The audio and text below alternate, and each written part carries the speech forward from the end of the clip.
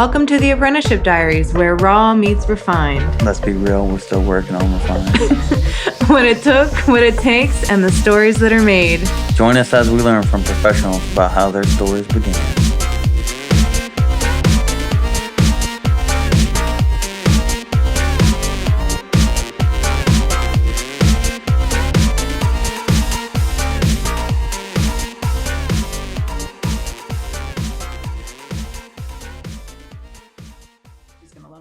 The oldest species in the world is a quahog. Is a what? Quahog. A quahog. Okay. Yep. That's the oldest species in the entire world. I looked it up the other day because Jason Stapleton had in one of his daily alchemy letters, there was some quote about being, if learning to change, species exist. I can't find the quote now. I wanted to make a meme out of it. Oh, and cool. I lost the quote, but I pulled this image. I've looked up what's the oldest species, and it was this. I saw this picture of quahogs, but I need to find this quote because the idea is like the ancient species survives because it's adaptable. So these quahogs, they're adaptable to everything. So that's why I can be where I am and be so happy. Yep. Yep. And know that my work is important. Oh yeah, I know it is. Down in here, just the way your work is important, and that there's that. I don't have to justify it to try to convince anybody, because if somebody doesn't see it, then they have their own thing that's important. That doesn't make what I do less important. But it's taken years to understand that. Well, yeah, because you had so many people saying that you were wrong. You know what I mean? Like, there is that. Yeah. Being like, no, don't do it like that, and you're messy, and that is super.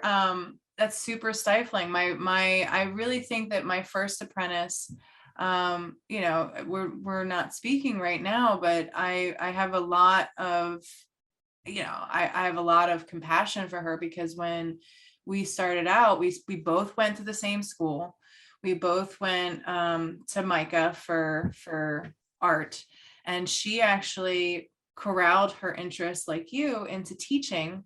And then what I saw of her coming out of teaching was this whole line of work that was gorgeous. I bought paintings from her. She got tattooed by me, and we started sharing what our mutual education had been. And her story was very different from mine. Right out the gate, I was always a person who just loved learning, and I loved just being a good student, and I loved trying things. But right away too, I also was kind of enamored with the classical ways of doing things. Like, I really liked those things right away, and I fell into them very easily as well. Plus my rendering skills were really good. So right away, that kind of connected me with people more, just because I could do that. So I got a lot more acceptance right away from my teachers. Whereas my former apprentice, who's now a tattoo artist, she had a lot more kickback. She wanted to do things a lot like what you were saying, like where she wanted to experiment with things, and she wanted to dive into certain modes of creativity that her teachers wouldn't let her go in right in them. You have to stay here. You have to learn this, and then we'll let you do this. So I think her entire life being an artist, she never was able to really grasp and hold that truth, because everybody kept stripping it from her. Everybody kept telling her that she wasn't what she should be. And it was really hard to kind of let her feel okay. Like, her apprenticeship was kind of rough on her, because what I was asking for finally was that she accept that truth, that she really, really, really lean into it. And she didn't understand, because like you had said about teaching, you have to prove yourself every second. That really resonated for me when you had said that. And I feel like that was something that she excelled in teaching. Like, she was a really great teacher. But I think that because now she had stepped into being a student again, and she was confronting a new mentor to learn another art, you know, these old things, these old demons kind of came up in her head, and where she was expecting me to be very like, you do it like this and like this and like this. And it was regimented, like, you know, teaching is in a lot of ways. That, and I'm a new teacher, I don't know what I'm doing. But like, she was like, you know, I feel like, you know, I'm not getting what I need from you. And I was like, but you have it. I can't give you what you have. I'm just facilitating this new purpose, this new path. It's all there, kid. Like you would not be here at all if I didn't see everything you need in you already.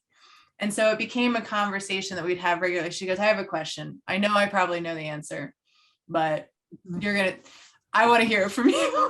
I'm like, okay, let's roll. And it would be her answering her own question half the time. And I was like, you already knew that. And she goes, yeah, I knew. And I was like, okay. So it sounds like she needed that validation too, though. Oh yeah. Well, and I mean, get that. Yeah. I need it too.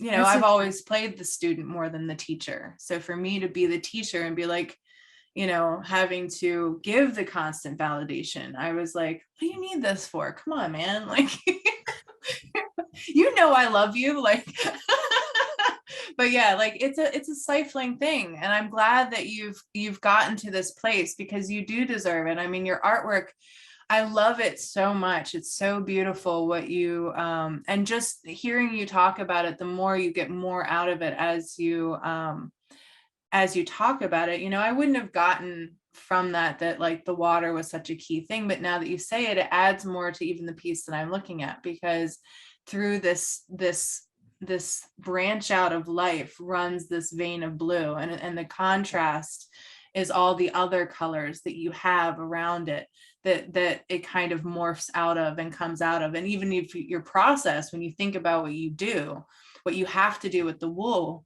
you have to keep that flow very, very you have to purposely like steer the flow of how you give color to it, how you place everything, how you restrict certain things. All of it is kind of like the growth patterns of a life like that. Like you're kind of participating in this creation the same way that the plant would, you know, like grow and its journey and the pressures that it has to move throughout, you know, like it's really kind of cool. It's very, very neat. I'm, you know, the more I learn about it, the better it is. I thought about that, but that's true. Yeah, it's very true. Huh. This is my artist talk. no, but that's awesome.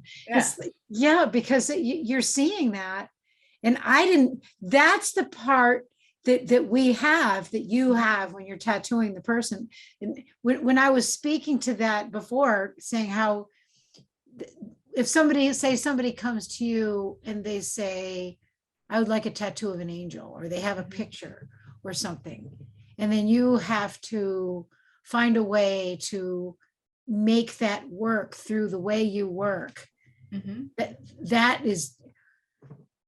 That's where I was with this last piece, but with this piece, it was open flow. Mm-hmm. And it's all about the water and the way the dye flows. And it's like, I talk to each other, say, okay, now you're going to come over here. Okay, now you're going to take you out and put you out. Like I'm constantly talking to these pieces. Mm-hmm.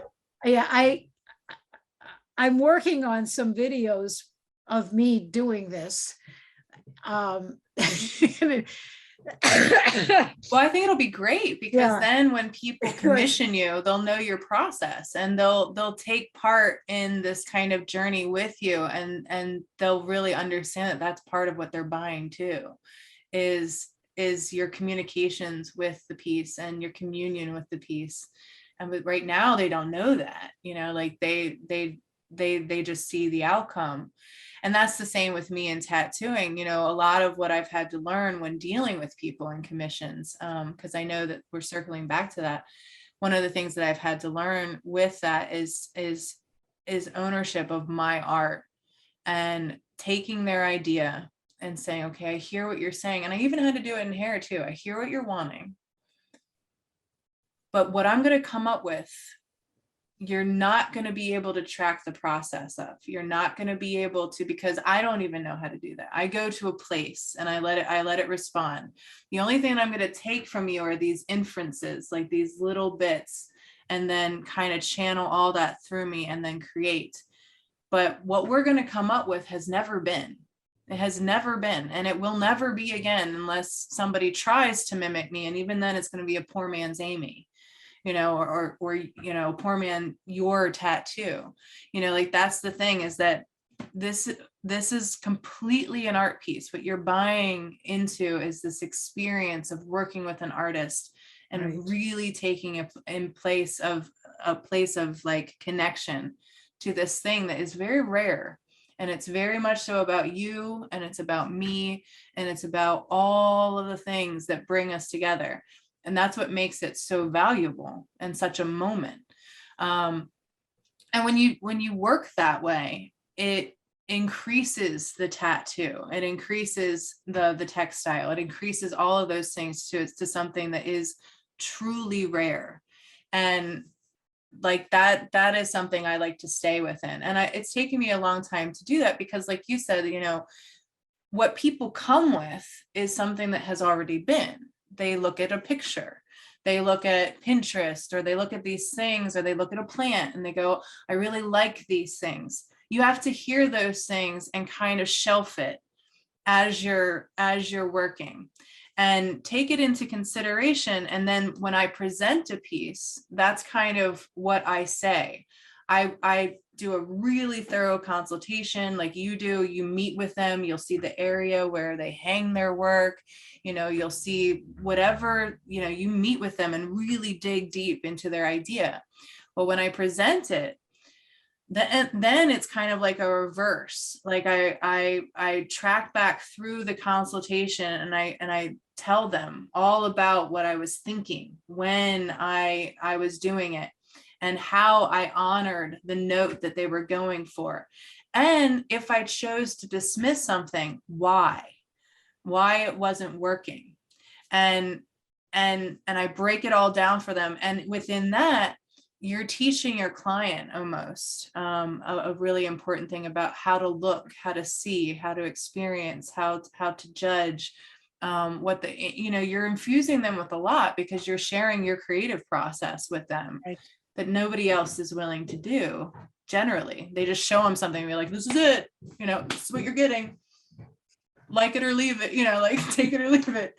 And then if you leave it, you suck. Like that's I had a meeting with one of our dear friends on the network yesterday. And I know you're going out there to see them and do a tattoo. And I'm so excited that in all of the things that you just said, he was describing this, that it's going to be this process and he's going to get to see it, and I'll be all about you. And I'm hearing you describe this and I'm thinking, because I heard the client's perspective yesterday, how excited they are about how this story is going to be, what your take on this story is going to be, and all of that. And it's so fun to hear you describe this after I heard it from the other side yesterday. It's really cool. It's really good. I love that. It's neat. Yeah. In my case, my favorite type of commission is people that want a piece for a specific spot in their home. And it's a larger piece because it's really fun for me to make big pieces because I have more room to move. Ever since I started, that's why I first thought of doing carpets. I'd love to be able to do an entire environment. Like just an installation of a whole, you'd have to go through 3 or 4 rooms. And I did something like that once, close to that. But anyway, so I go to their home, and they usually somebody who owns some land, the pieces that I've had a few pieces like this, and they love their land, or maybe, and we walk the land together. And then there's usually a specific spot, like this one lady, she had a cattail pond. She used to meditate by her cattail pond. She loved the cattails, the reflections in the cattails. And so I write all that stuff down. I take tons and tons of pictures. I get the color stories. I make a color book with the colors from that. And then I put the piece together from that and craft that from that. So when it comes back and it's there, it's just a reflection of what they love from their own land, from where they are. That's my favorite. Oh, I'll bet. But because, like it's like experiencing what I get to experience with people where, like they have to be vulnerable with their bodies. We get to, see the place that we're going to put it. We got to talk about why and all of these different inferences. I love that bit. Yeah, Like it's the really fern, so the woman that got the fern, cool. so did she come with a fern? Did she know where she wanted it? Like what was that? Yeah, she gave me a body part. That's one of the things that I ask is like, where do you see this being? Because a lot of it is like, it's up to them at first to kind of present their initial idea. So what is the body part? I was traveling, so I was going to Rhode Island when I met her, and she was from there at the time. She's since moved. But she was like, I really have this idea of a nautilus and a fern. And she, we met, we talked all about it. We talked about her, ideas of these things, why she picked these elements. It was very much so about the journey and becoming who she is and what she is, and that spiral that happens in both of them and both of their story. And we ended up putting a heart in there at one point. And I forget exactly, but I know that she hated hearts, but she wanted one in there. I think that's how it went. Like she hated the generic shape of it, but we ended up infusing it in there because I felt like it was like a love almost, or this connection kind of thing. I forget exactly how it went down, but this heart shape ended up being a part of it. And she really doesn't really like the heart shape per se. I thought that's what it was. But she knew it needed to be in there. And we also had to interact with another tattoo that she had lower that had like a watercolor feel too. And it ended up all going along. She really liked my work because it was watercolory, it was light and softer, and it didn't have a lot of the harsh lines. And she wanted a representation too of her children in there. So there's three ferns that kind of run through it, and they're all at different stages of like growth, and they're all tackled with different techniques of tattooing. Like one is black and gray with like stipple shading, another one has like, they all have their own individuality. And she was like, it's so great, like this is such a perfect tattoo for me. So there was all these inferences, and then I just walled in, looked at a bunch of pictures. She sent me a few, but it's a nautilus and it's a fern, so you can reference from a lot of different things. But we talked about colors. I kind of took in her, the attitude of the person is a big thing too. You get energies off of them too. Like you can kind of see, I don't think it's aura per se, but it's like it's a vibe. Like, you get, if they're aggressive, or if they're meek, or if they're very contemplative, or, like you get these kind of feelings when you meet a person attitude wise, and it kind of helps drive whatever. It's super cool. And that's kind of how I do it. And then when I present it to people, I'm like, okay, this is what we have. I show them how it's supposed to kind of sit on the body, or what I'm thinking. I talk them through the idea, all the points that we talked about. And I think we only had to tweak it like a couple little things on hers, but otherwise it was full steam ahead. She loved it. And now she's like really happy. And we've traded stories about it. Our meeting was really cool because I was meeting in my friend Evan's shop as a transplant. So I'm in a foreign shop, and my process is a lot more intimate than a lot of them. So we kind of like walled ourselves in, but we were like sharing a space with two other artists, which I think that she really appreciated how I handled her, because she had never gotten a piece that big. So she had some anxiety about sitting for it, the pain of it and everything. Quite large? Was it? Yeah, I mean, it was a decent enough amount of time. I think it was like 5 hours worth of work. So that's a bit of time to where you really start feeling it and wishing it were done. Like just sitting there, getting repetitive pain, like everybody handles it differently, but most people, I would say, don't like to be on display when they're having pain. So I really just try to talk with my clients a lot while they're experiencing it, and get them out of that space and really connect with them while we're working, which is something that I've heard is rare for me too, that I can actually talk while I'm tattooing and carry conversation. Because not a lot of artists can. They have to really focus and wall in. I don't think I could talk and work very, that's why I don't listen to enough podcasts. I was talking in our conversation yesterday, and I'm like, I don't listen to very many podcasts. And he's like, well, don't you in the studio? I'm like, no, because if I get really interested, I'll be like, yours are fascinating. I love it. And so I'll be sitting there with my needle like this. Or like listening. Or I'll have to rewind it because I'll realize that you talked for like 15 minutes and I have no idea what you said. Mm-hmm. So it's counterproductive because they're so fascinating. Mm-hmm. No, it's true. I find that that's a lot of people's process. Like, I just have always performed while I've done my art. I've always been out and had people asking me questions as I was doing it. So it's just always been something I've been able to do. But I realize it's rare. Not everybody can do that. And it's a sensory perception thing. I think I have it with writing. Like if I'm writing something, my mind moves, because I like I said, I think I'm a little dyslexic. And I can hear what you're saying, but what I write down it's a mess. Like I have to go back. I can do it. Like I'm thinking, like when I teach workshops, I can do it, but also I have kind of a reputation because I make a mess. So people love watching my demos because they're just all over the place. But so I can talk and work in that way,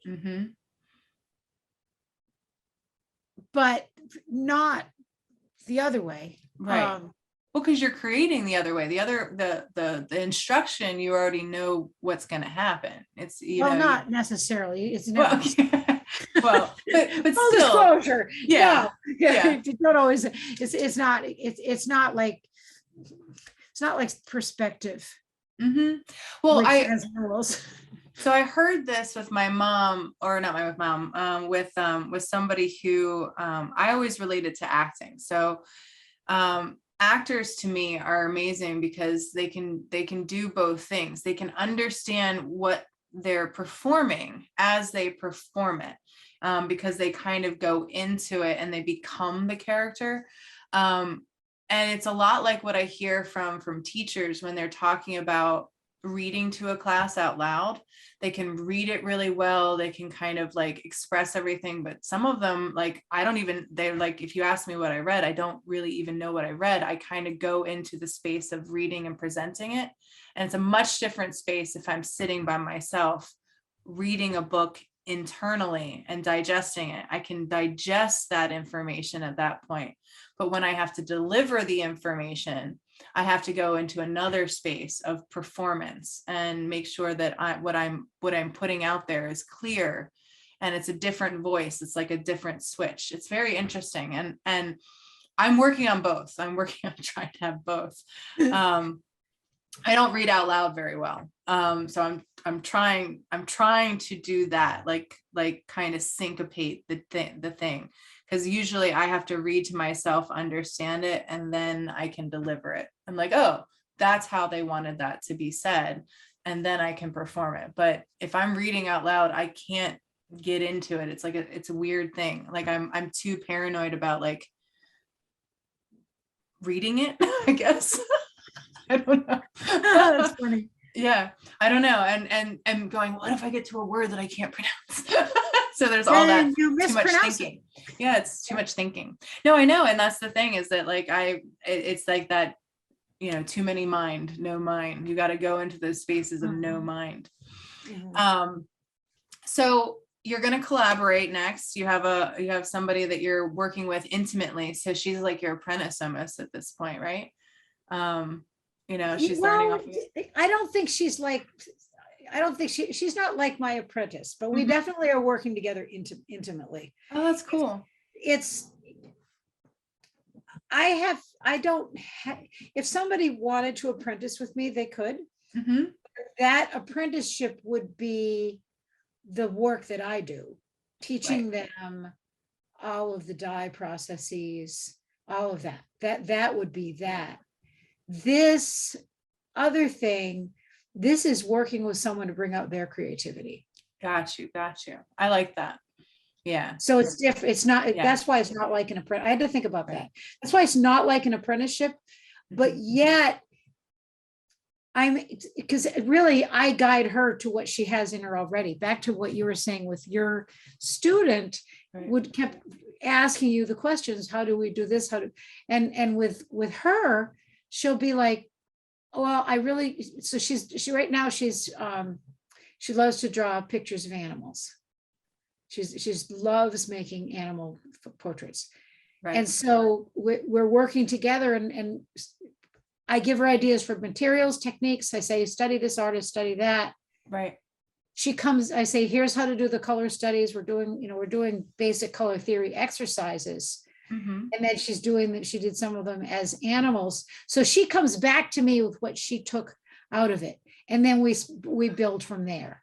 I got you. But she's training. So, maybe somebody might come to me with stitching or dyeing or whatever it is that they wanted to do. Right. Even tattoo. I know nothing about tattoos, but I could help them with the articulation part of the concept. Absolutely. So, and I don't really know how to put a name to that. I figure what's going to happen is that, because I'm excited I love working with people. So I feel like if it's right, somebody's going to come along. Yeah. Well, definitely. No, I think so.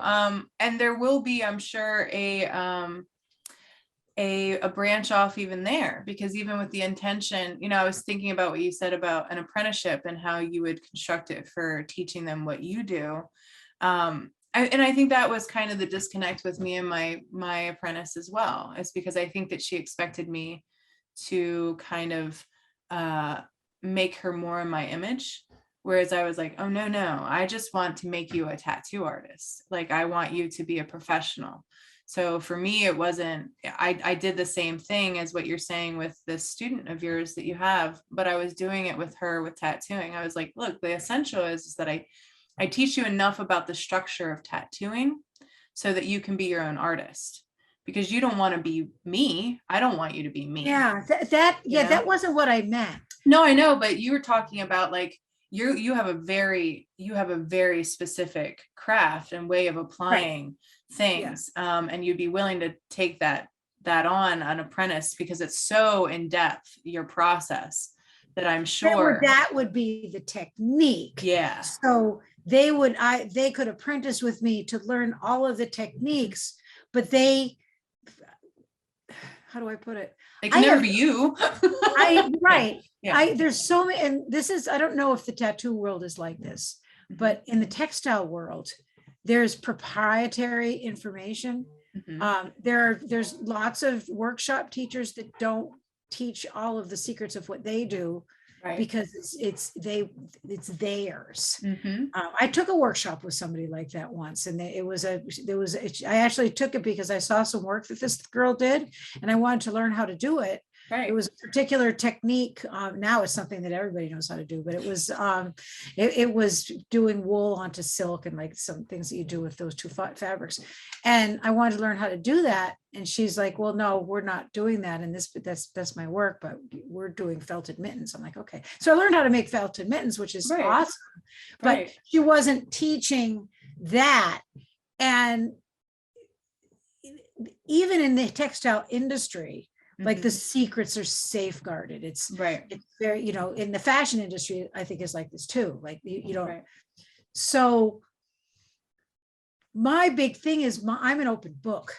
Right. Every single thing I do, I'll teach you everything I know, because I want these techniques to be out there. They come from techniques that are 3,000 years old, and I want you to learn how to do them. And I don't care whether they try to make work that looks like mine or not. Right. Sometimes if they're learning, I mean, a lot of times that's how the old masters learn. They copy the old masters.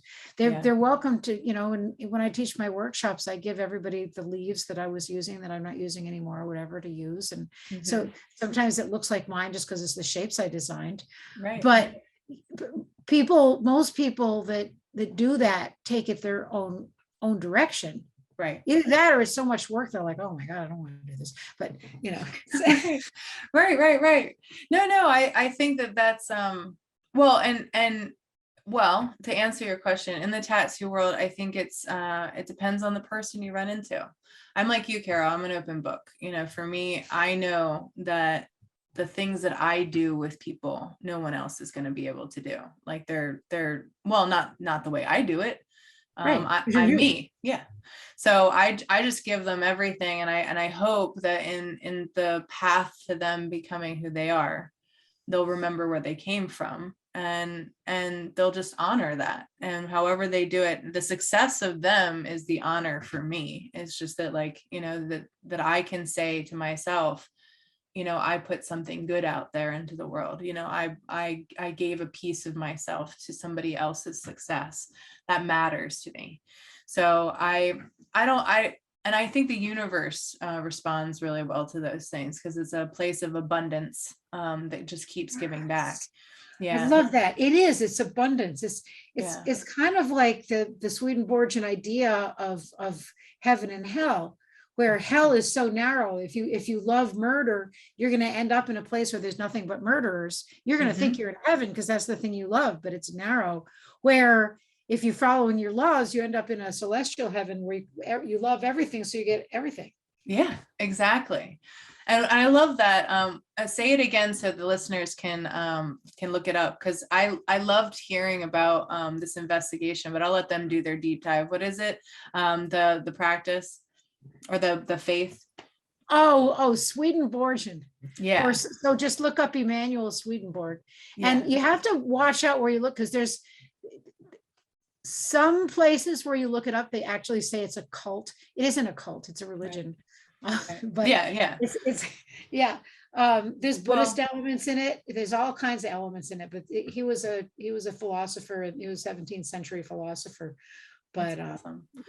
Well, I mean, for me, I always think that it's like the idea of anything, right? Like a fork could stab somebody, but could also help you eat your food. It's the same thing with cults, like, or any kind of word or things like that. I think it gets a bad rap, but I feel like most things, I think a good business is a good cult. Like that's how I've always seen it, you know? Right. You know, like, you know, you have your brand, you have your staple, you have your followers, you have your preacher, you know, you have all these people that go out and they follow it.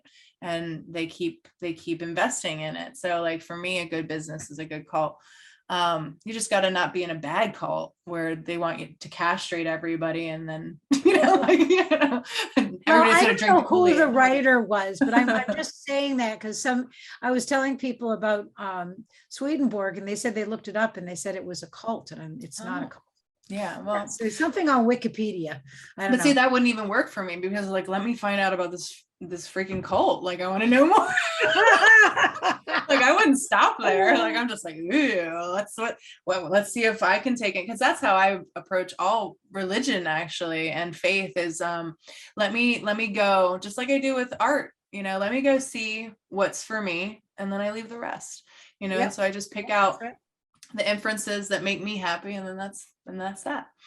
I don't even know how we got onto that. I guess it was because you were talking about abundance, but yeah, no, I like that philosophy. I want people, this is about you. And I know this is something that we've talked about and that you've shared. And if people can go investigate that, they might find something that really speaks to them. And that's the point, right? Like the point of talking about these things is to share, well, then in that case, I'll just tell you what the website is. Let's see. Yeah.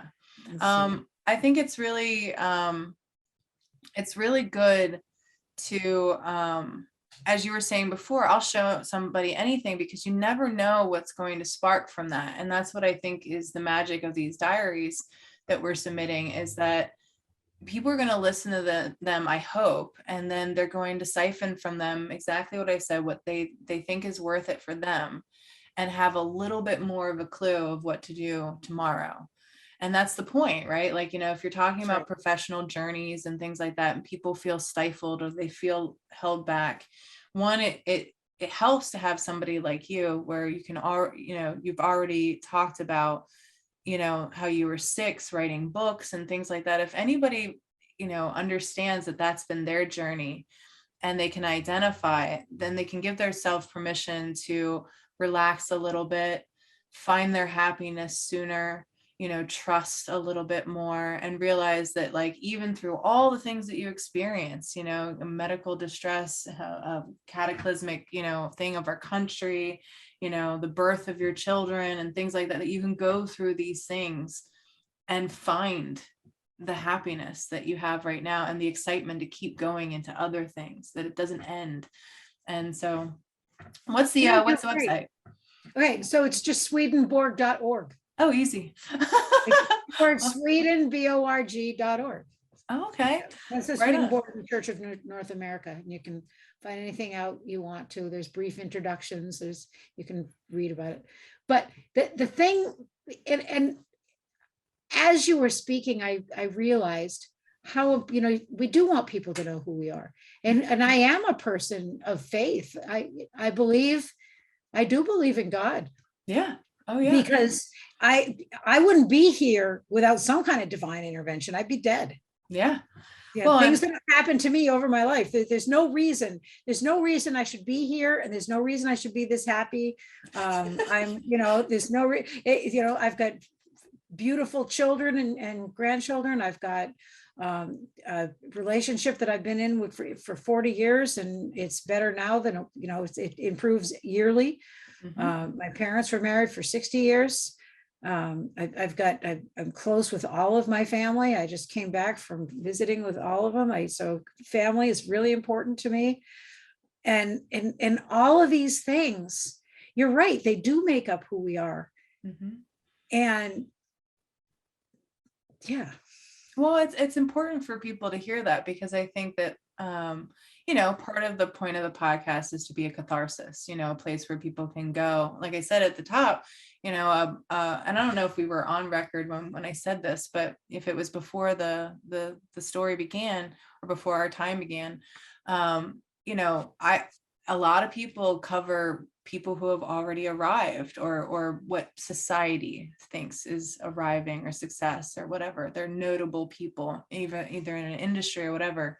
The point of the apprenticeship diaries for me was to touch base with people that I have come across in my life that I find really, really immensely talented, interesting humans, and share them with the world, because one, they make up my experience, but also because I think that we can all share in this kind of like, this joy and this love together. And the more that I put that out there, the more that everybody shares who they are, it just all brings about really great things, and we can help each other. We can uplift the experience together. And I think that is what all the people that I follow try to do. Like, they try to educate, they try to share, they try to be vulnerable.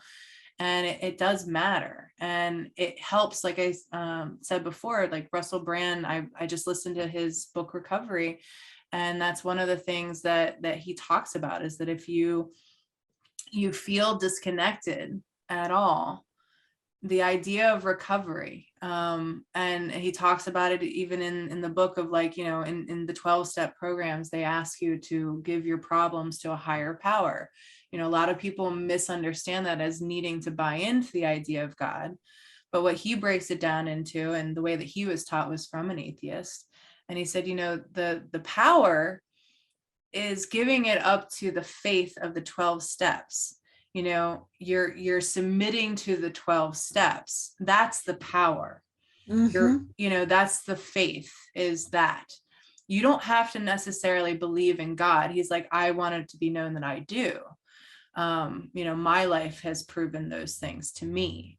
He's like, but when I teach the 12 steps, it's really just telling people, like, you have run off this idea of yourself being a power, and you've gotten here and you're messed up. So either you disconnect from that idea that you know everything and that you can run your life and continue to be messed up, or you submit to another power, which is this program, and you give to it and you see what happens. And he said, and I found through this program that this is what they meant, giving it to a higher being, giving it to something else, and working a program outside of anything that you would conceive of, and just seeing. And it's really awesome. But that's how I see spiritualism, faith, all of those things. That's why I can connect with a cult. I can connect with anything, Well, you might like this then. So you're talking about step 2. Came to believe that a power greater than ourselves could restore us to sanity. And step 1, we admitted we were powerless over alcohol. Our lives had become unmanageable. And so my first sponsor used to say, I believed in a power that's not me. But what I like to say to people that are struggling with this, because a lot of people that I've sponsored or worked with over the years, and it was 27 years in October. A lot of people I've worked with hate the church because they had bad experiences, things, they saw hypocrisy. A lot of people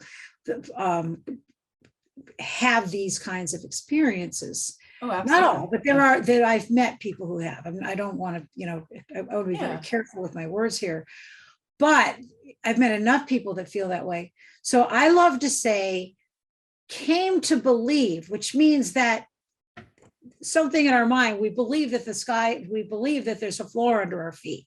So we got to the point where we could actually accept that something could have some truth to it, that a power, any old kind of power, so anything that makes something go that's greater than me, whatever that is. So don't even have to believe that there is one, just that if there was one, a power that can do something I can't do could restore us. So if there was one, which I'm not saying there is or there isn't, but if there was, maybe it could do something. Right. Because we don't understand it. Restore us to sanity. And then we don't even have to go into the problem of whether we're sane or not. Right. Because restore us to sanity, which I love the description. It just means doing the same thing over and over again, expecting different results. But that whatever that power is, we could come to believe that if there was one, it could restore us to some place where things make more sense than they do now. And that's all that is. And what happens, I mean, and I see it all the time. And people think when they see that, they think it means we would restore us to sanity. We believe it. No, could. Or they think, oh, this means we have to pray, or I'm not praying, or I'm not going to believe in God. But well, where does it say anything? It doesn't say God there. Right. No. Yeah. And so a lot of people use the steps for their higher power. I know somebody that uses motorcycle for a higher power. He prayed to it. Yeah. I mean, it doesn't matter what it is, just something that's not us. Well, and I think it's about that, though, of understanding, again, when I started with the top, it's reconnecting us with what we really are. We're not this body, we're definitely more than this body. You even on a chemical level, on a scientific level, you'd have to admit that, because the body is not even a stable thing. It every 7 years, apparently, all of our cellular structure is different. So we are not even a fixed point. like we can't just be this thing, and that's not a continual state. So to me, the more that you do get into this idea of there is all of it, like you said about heaven, like it is everything. It is all the love. It is the love of and the connection with everything. That's what I think we really are. I think we really are, a part of the universe. We're just, a part of this bigger thing, and investing in that practice and communion with it continually. The more that you choose to do that, I do think it returns you to sanity. It returns you to what you are. You recover what you are. Ooh, sanity is being what we are. Yeah. I love this. I just got that out of what you just said. Nice. I hope it infuses your artwork with something really cool.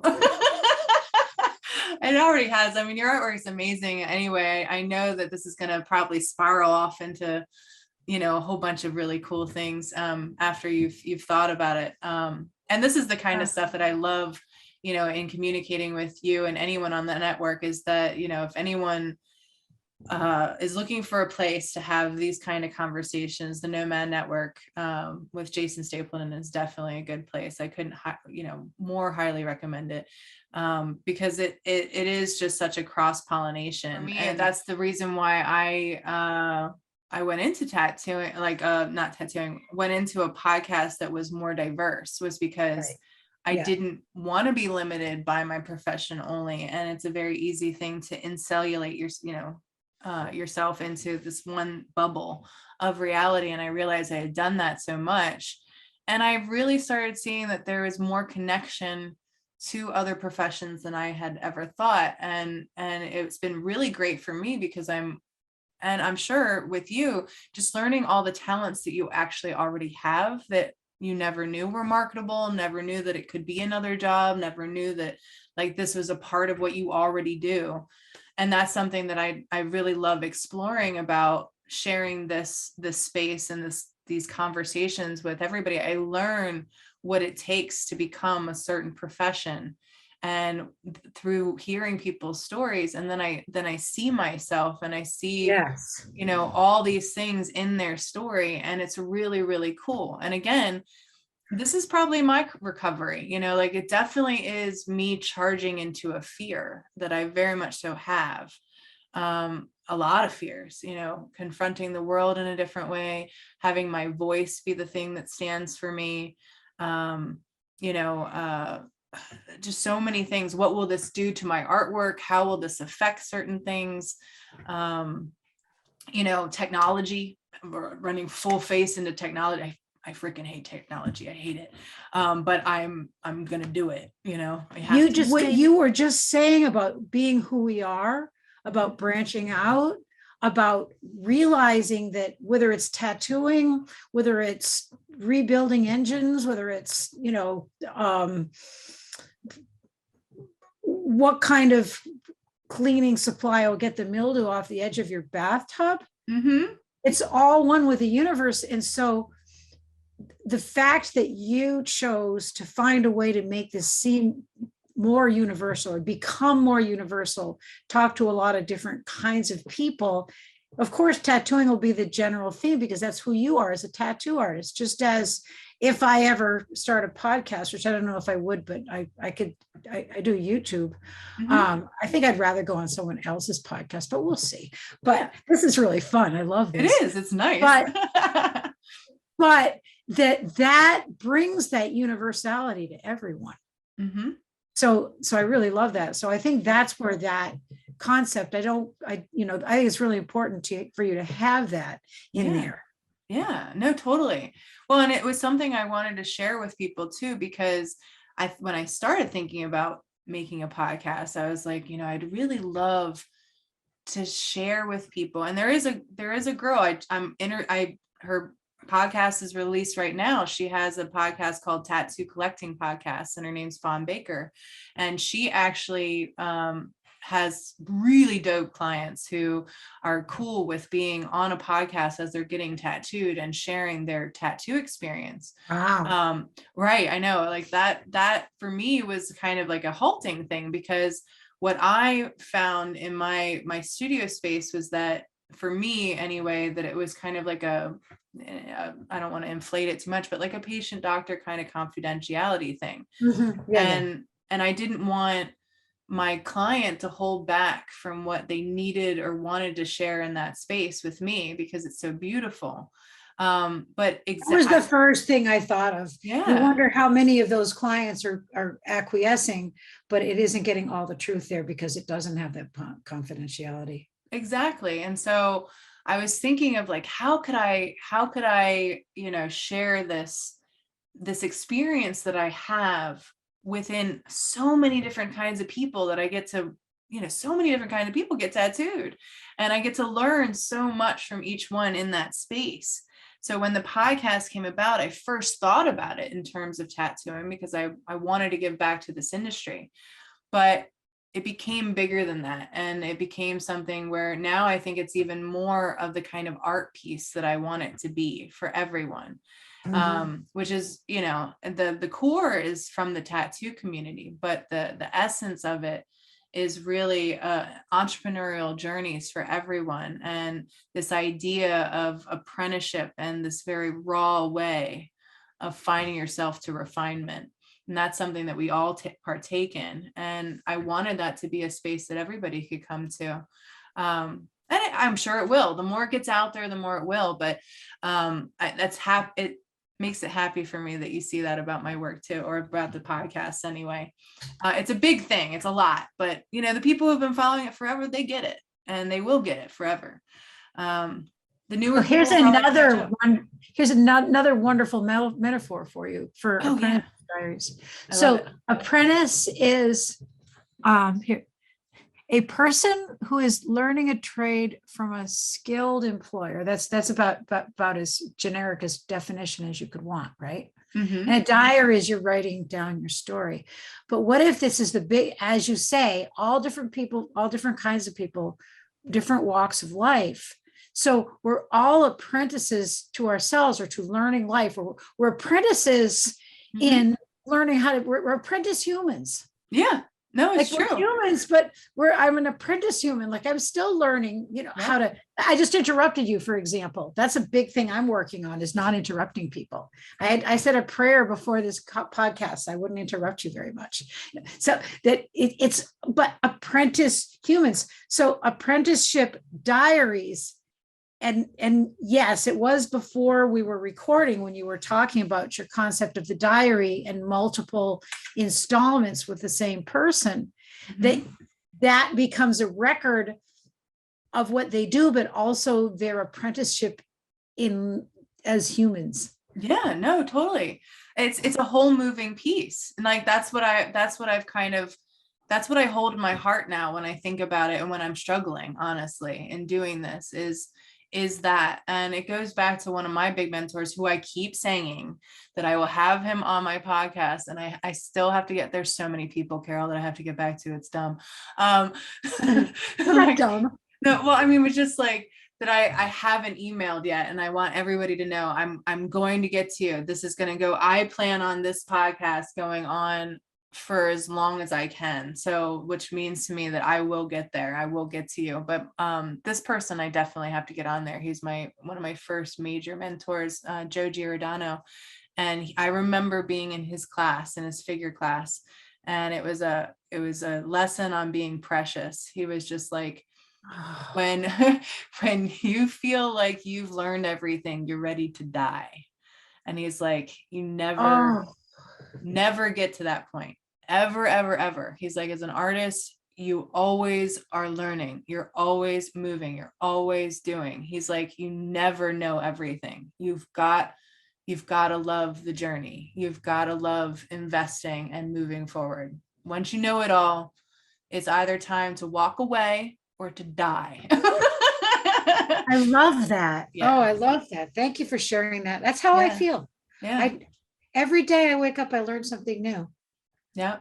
And that was a magical thing to get when I was in high school, to have a teacher that, put that in play right away. That's amazing. Yeah. Right. I wanted you to tell some people, because you said you have some things that you're building. What are some things that you're going to be putting out there in the world? I know you have a YouTube channel, so I would like people to go and check that out, because you teach a lot of things. And how can they reach you, and how can they work with you? How can they get on the LeBaron train? So the LeBaron train is it's moving. You got to get on it. Yeah, it's moving at a crawl. So if you want to get it on the ground floor where things are just starting to happen, this is the time, because things are happening at a gelid pace. Hey, I got a bad knee. So. There's a word. That's the best word I could think of. I have a little link tree. It's followcarollebaron.com. Oh, cool. Perfect. Yeah. And so if people go on that, they can find all these little links. I think there's 5 of them now. So I have YouTube. If you Google Carol LeBaron, you'll find a lot, because there'll be classes and work and stuff that I've done. My website, I'm just putting back together. I'll say this right out there for the world. I've had the same website for 20 years. And back when, you couldn't get a website made unless you paid something, like regular people wouldn't have software in 2000. It was unusual to have a website. I can remember the early 90s, and I can remember being in my house and somebody brought a computer in there and everybody was like, that internet's not going anywhere. What a waste of time and money that is. And my very first computer was a little Apple LC2. And I can remember dial up, waiting for the people. I'm going to tell y'all that computers haven't been around very long. No. Like you said, 20 years is not that long. No. When I was in college, we had cards and carols and, card files, and not that it isn't great, but there's lots of information that's not on the computer that's still in libraries until the people don't maintain them anymore, which is that's a whole other, we could talk about that on a whole other episode. But that's to say that this website, it's taken me 3 years to finally be able to get my domain back where I own it, because this person isn't around anymore and he used an old email and I don't have access to it, and you couldn't verify it. And because the verified domain couldn't be verified, I couldn't make any changes on it. So, but I'm that's so a lot of money wasted on that kind of thing. But that's technology, and I've always done things as they come about. So I'm learning how to do it now with WordPress. So I'm telling that story. Don't be discouraged if you go on my website and don't see much. It'll be there. Right. Because now you can finally change it. Right. Now I can work on it. But you can also, if you Google me, you can see my work in other places. You can find access to images of my work. Awesome. Pretty soon it'll all be there. And on your link tree, I know that I follow you on IG, so that's there, I'm sure. And they can chronicle. You've had some really nice videos of your workspace there, which is really cool. And I'm going to be putting out some a newsletter soon, and I'm going to be putting out some little tutorials and things like that. If you want to get on my mailing list, you can. The link is there on the link tree, but it's Carol LeBaron. Actually, no, it'll be a different URL. Just go to the link tree. Follow Carol LeBaron. Yeah, I would. There's a if you go to carollebarondies.com. You'll find a free stitch meditation. You click on it and you put your email in there. It'll give you like a little video of me in my studio, and I'll walk you through this very peaceful meditation, and you'll get on my mailing list. So if you want to get on my mailing list, that's a really good way to do it. That's awesome. No, I have it that way because I don't believe in having people on my mailing list that don't want to be there. Yeah. So I made this little thing because that way you get to find out a little bit about me, and you get to see me actually talking, and like, oh, maybe I'd like to know what she's doing. Yeah. Then you put your email in it. So that's why it's like that. And I don't want to just be adding people on, because then what if they don't want to get emails? Right. No, and I think that's a better way. Like I said, when they find you, that was something that I had to talk with Jason a little bit about, our mutual mentor. I was like, no, trust me, dude, you don't have to talk. All you say is tattoo and people just flood you. I was like, I have to actually make people find me. I have to put up blockers for them and access to me, because that's how much I have to funnel specific person that I want to work with, and that is purposeful for me to work with. They have to find me. And I agree with you. I think it has to be integral like that. Like, why would you want somebody having, all this access and they didn't really want it, or they didn't see the gift that it is? They're not there for the right reasons, or they're not ready. Or it's just not what they're interested in. Exactly. So, I mean, I respect, everybody out there. Everybody has things that they love and things that they want to do, and people should have the freedom and the right to only get mail or email that they want. Mm-hmm. I mean, that's a little place where I can try to help make the world better and not litter too much. Yeah. No, it's true. I mean, I have so many subscriptions that I get so much, and I want them all, but it's impossible for me to see all of them, but it makes me happy to see them. So I appreciate that thought, because when I see their names and things, I'm like, oh, I keep those. I keep them, even if I haven't read them, I keep them, because it's kind of like my storage bank of like, okay, we got to keep up with like what you subscribe to. That's how I am with Jason's emails. Yeah. I want to be the person that if you get my email, you're going to feel like there's something worthwhile in it, and you won't just delete it.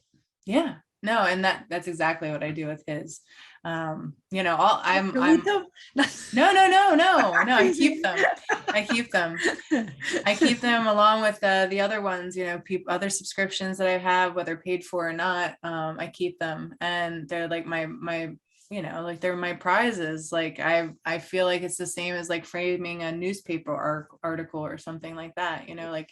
Yeah, this is a timestamp thing. And that's the beautiful thing about the technology, is that it timestamps it for you. So you can track back and be like, what were we talking about a year ago today?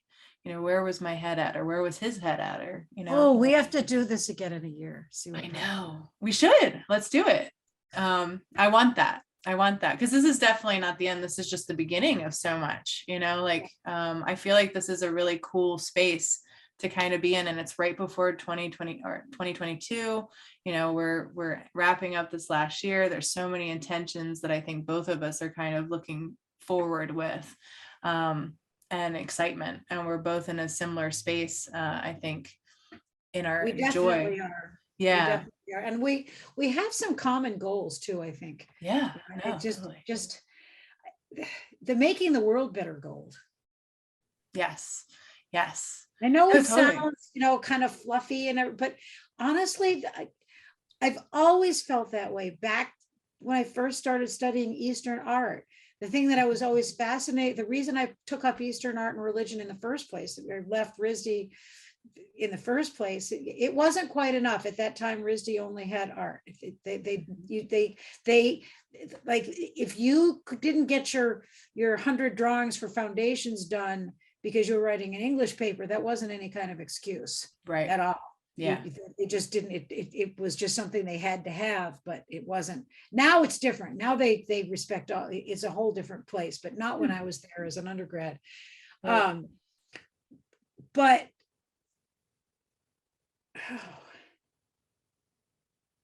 I can't remember where I was going with that. Well, no, you were where was I going with that? It had a point. Well, you were talking about the making the world a better place. Making the world a better place. Yeah. Yes. So I went to, thank you. Yeah, no problem. Studied Eastern art because the art was about the religion. Yes. The mandala, it was all about how they were connected to the spiritual world, how everything was one. And I wanted to find out what that was. What is that connection? Why is this art so beautiful? That's why my first artworks were mandalas. Right. But in a way, I think I'm still making those. Oh yeah, you are.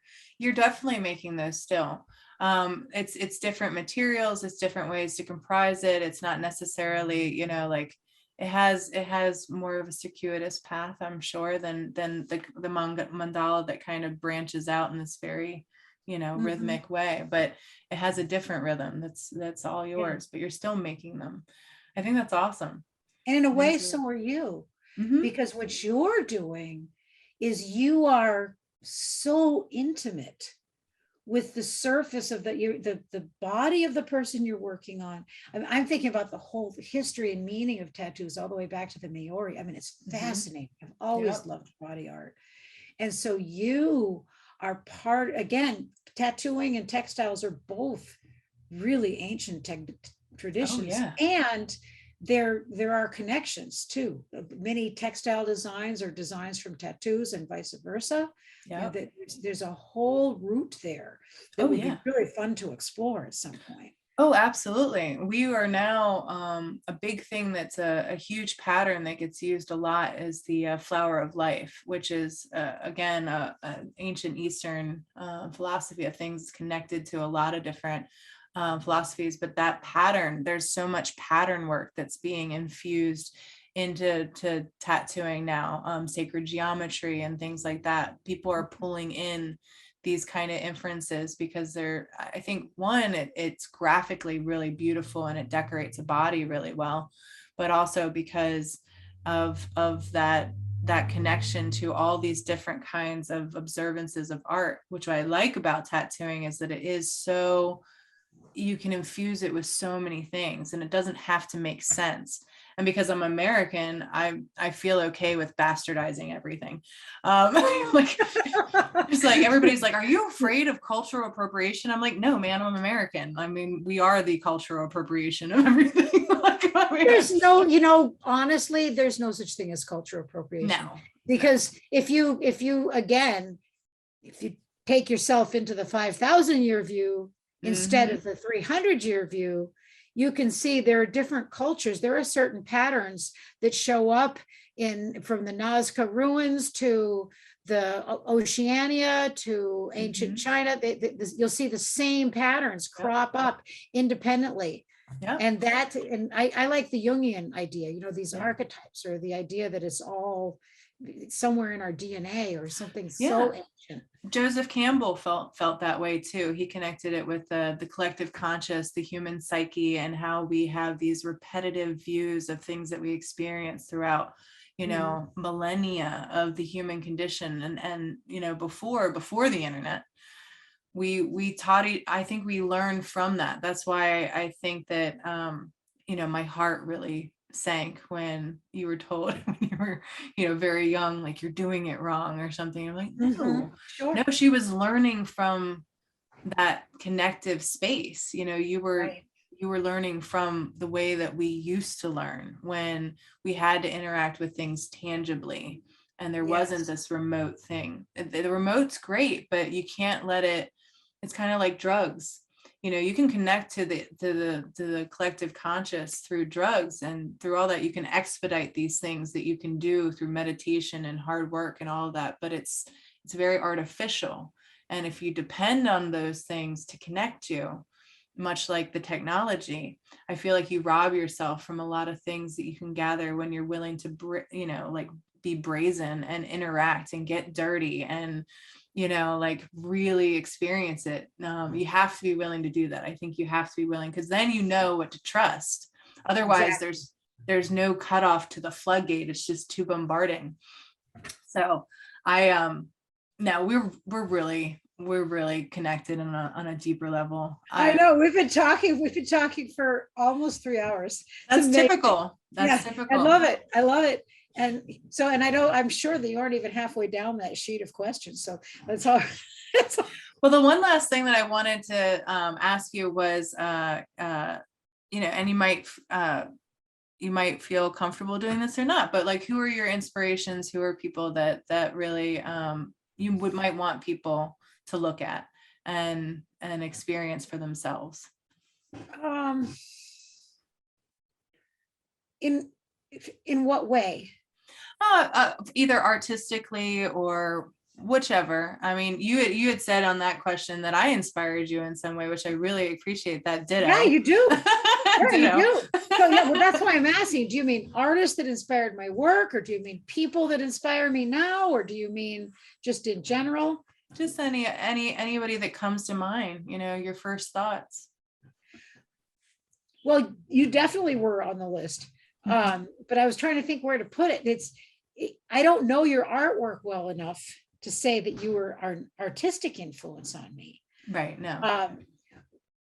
Where you inspire me is in this whole letting the world know who we are. Mm-hmm. Yeah. Which is so important. Mm-hmm. Because I can talk all day long to the clothes in my closet about how I want to make the world better. But nothing's going to happen if I don't put something out to the world. Correct. And there's going to be people that's going to really irritate, but there's also going to be people that say, that's interesting. Or maybe there'll be people that want to talk about it, say, you talked about this, but what about that? Yeah. You can't even get out of the gate and have a dialogue if you talk to your shoe. Correct. So, and you, from when I first met you, we started doing those clubhouse things. Mm-hmm. That's where when I said you inspired me, that's kind of where that came from. Because we started talking about stuff out there, and it was huge. I used to look forward to those Tuesday and Thursday nights so much to having those. I want to start them again. This is like that. It's good. I mean, and I tried it, but I sat there in the empty room for a long time until other people came on. But I'm not that great at it. Of course, you wouldn't know that listening to me talk to you for 3 hours. But so that there's that, and also that you figured out a way to let people know what you're doing in a lot of different ways, and all different social media, that's very difficult for me, doing the social media, figure out how to do it, how many things to do, how much time. It takes me a long time just to make an Instagram post. Well, me too. I get faster and faster, but and half the time it doesn't work, or it's like, I don't know what it is. And Twitter, like I'll go to try to make a tweet and it'll ask for my password I'm just like, you're like, come on, I'm man. so over it. Like, well, how are people tweeting all over the place and then do it, anyway. So that, and I don't know, like that you're real in a way that inspires me to say, it's okay. People aren't going to come beat me up with a stick if I let people really know who I am. Well, that's a mutual one of ours too, because Jason Stapleton is both of us, like that inspiration came from that. So that's what linked us. Well, and I have to say Jason Stapleton for sure, because starting to work with him, I started working with him in April of 2020, and it's definitely changed my life. It's changed everything. He has confidence in me, and I don't even know why. So he says, he'll be like, you're amazing. I'm like, no, I'm not. Yes, I don't you are. But I just, so there's my daughter Emily, and this I will give her. She has been in my corner, and we've been through hell. I mean, there was a lot of work that we had to do with our relationship just because of who I was when she was little. But she she just believes in me and stands behind me and says, Mom, you can do this. And it's really unbelievable.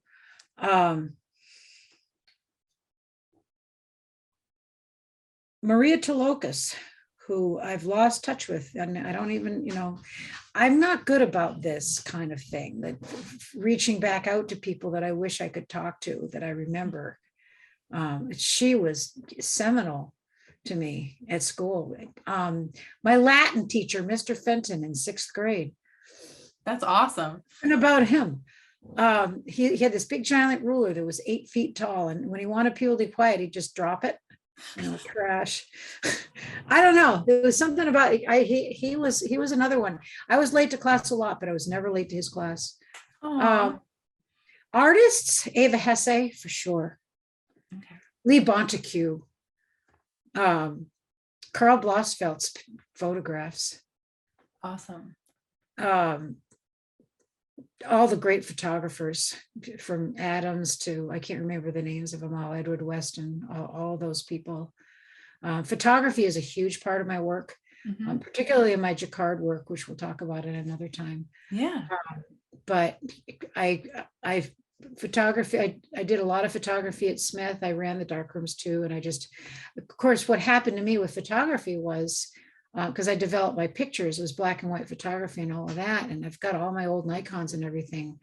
But then when it went to digital, I couldn't afford to buy a camera, and I didn't do any photography at all when they stopped making film. I just got a digital camera less than a year ago, or just about a year ago now. Yeah, it was a birthday present last year.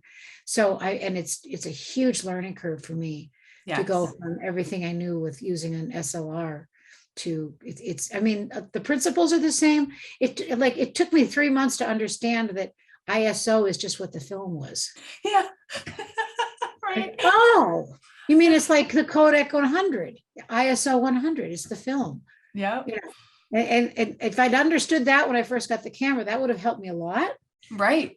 Yeah. No, I know. And aperture speed, all of those different things. I know the concept of these things, and I'm happy I do. It does make it translatable a lot easier. And I'm happy for understanding it at its rawest form in that dark room before I moved into it. Yes. But yes, I will say it's the same. The learning curve is a lot. And yeah, I don't know. I mean, I think for both of us, it's just finding out what's applicable to what we need and then cutting the rest out, which is making hard. the settings that'll work for what we want, period. Exactly. Let's see, who else? Queen Elizabeth I. Oh, cool. Awesome. I like that one. Yeah, she was amazing. She got put in the tower. She went through all that stuff, but she ended up being the queen. Unbelievable. There's a movie about her. It's called Elizabeth. Yeah, I heard it was good. Oh my gosh, you should watch it. Okay. There's a lot of historical figures like that, strong women. Hildegard of Bingen, she was another one. Fantastic. Yeah, people from history. I could go on. That's all I can think of off the top of my head, but I'm sure I forgot important people. One last question. This one might be hard because this is an area that you teach in. What is your favorite era in art that you favorite can pull out? Era in art? Mm-hmm. Oh, Your art history teacher. Curious if you have one. Wow. I know, it's like asking what's your favorite color. It's really fucked up. No, the problem is that there's, because I loved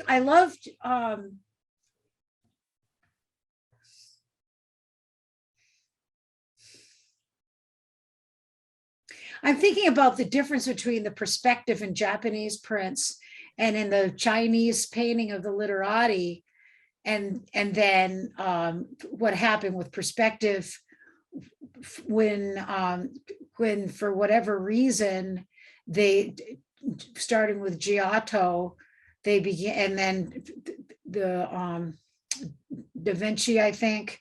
I can't remember who the other one was. His name begins with M. It's that crazy painting of the guy lying down with the big feet. Do you know the one? Michelangelo? No. Michelangelo. It's the obscure artist. Oh, no, I know who you're talking about. Who I mean, it's a really weird painting. Yes. It's in every art history book. The guy's lying Yes. down. He's got these giant feet. The foreshortened view. Yes. And I Who don't the heck- remember.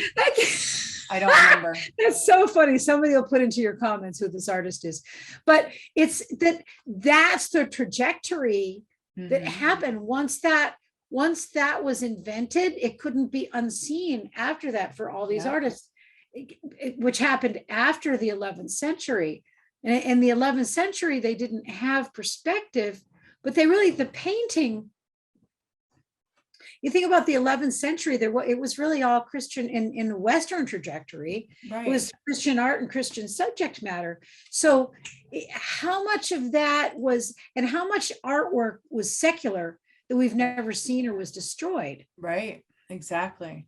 So I guess I can't say what my favorite era in art is, because even though I teach art history and I can think of hundreds of paintings from different eras, they're only, after all, just the paintings that survived from whatever era it is. Right. Well, and like we've been discussing, this path isn't just a straight shoot. There's so many inferences that come in that change it, that we don't even know the full story of. It'd be hard to comment without that full story. I just realized why I probably never got full-time corporate jobs when in the interviews I had. Because those are the kind of questions they would ask, and that's how I would answer them. Like, I don't.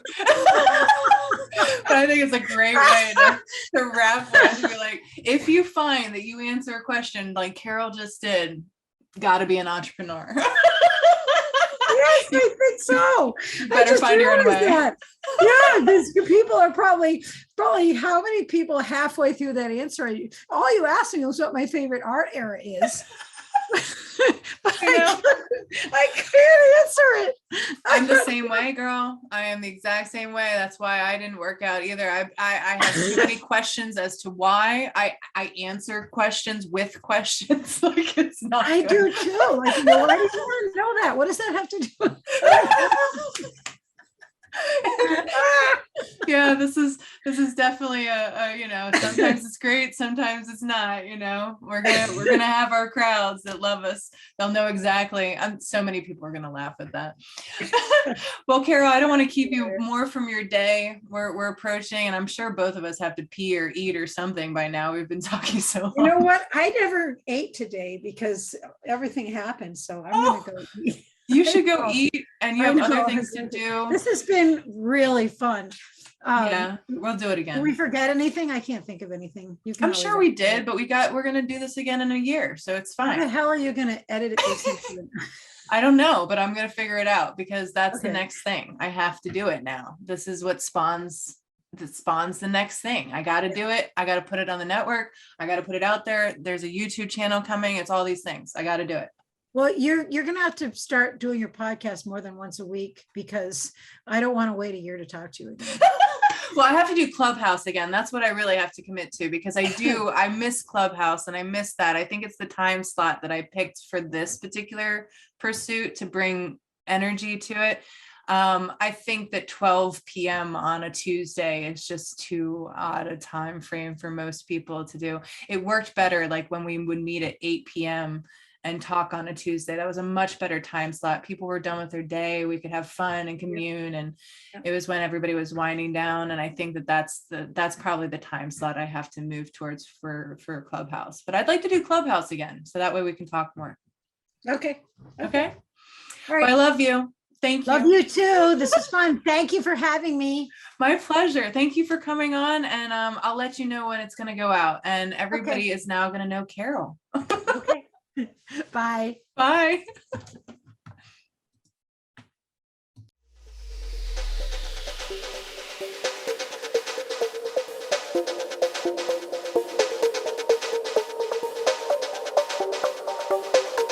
Thanks for listening. You can find the Apprenticeship Diaries on Twitter, Facebook, and Instagram. Our IG is the_apprenticeship_diaries.